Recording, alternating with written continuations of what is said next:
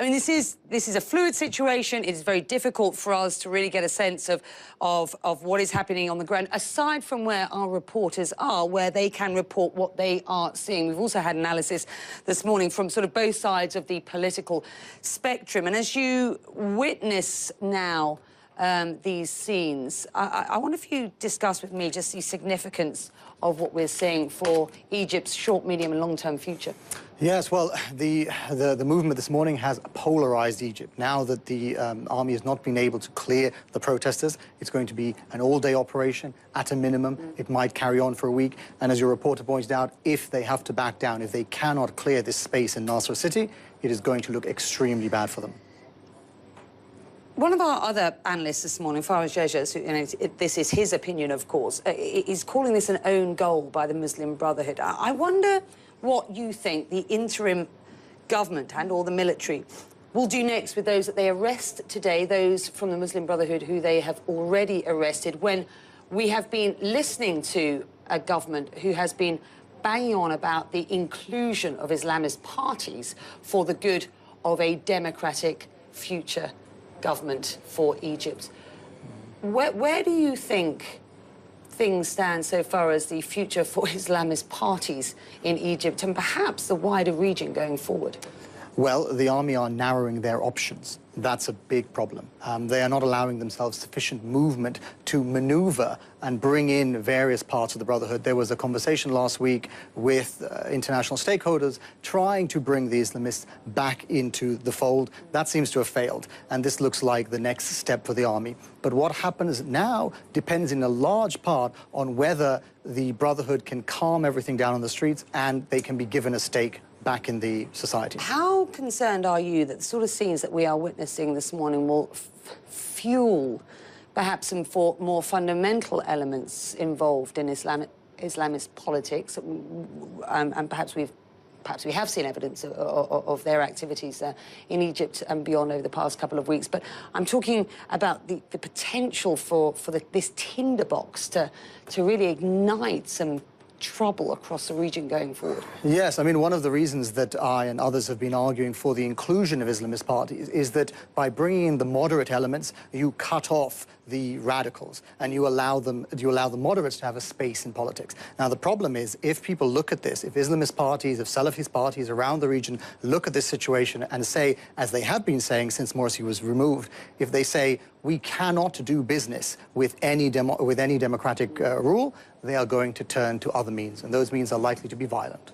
We have seen the mediation efforts by the United States, by the European Union, and from regional players, the UAE here, where we stand today, by Saudi, by Qatar and Kuwait over the past sort of couple of weeks or so.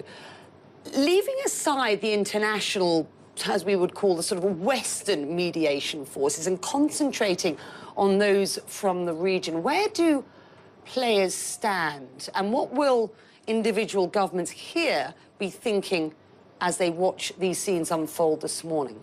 Well, it was very interesting last week when we spoke that the foreign ministers of Qatar, who've been very supportive of the Brotherhood, and the foreign minister of the UAE went to Cairo. And the reason they did that is that the region, particularly the Gulf, has a stake in making sure that this remains a stable situation, that Egypt does not descend into civil war.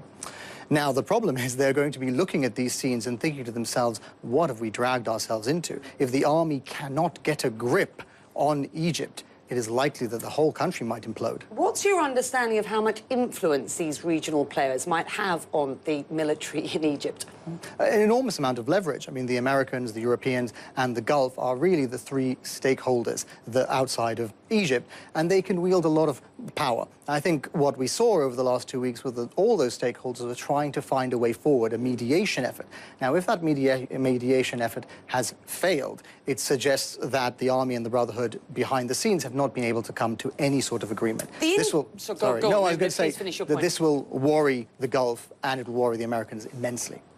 When you talked to elements of what is now the interim government, when I've spoken to members of that interim government in the past, they've said that their agitation for change in Egypt, their agitation to remove Morsi, as it were, was because he was no good for the country, he'd failed in what he was doing, and that they, with their sort of network of international contacts, could provide what Egypt needs, which is a more stable economy, the sort of loans that are needed in order to replace what are dwindling foreign reserves, put food on people's tables, put fuel in people's cars, and get the tourism and the important industries back up and running.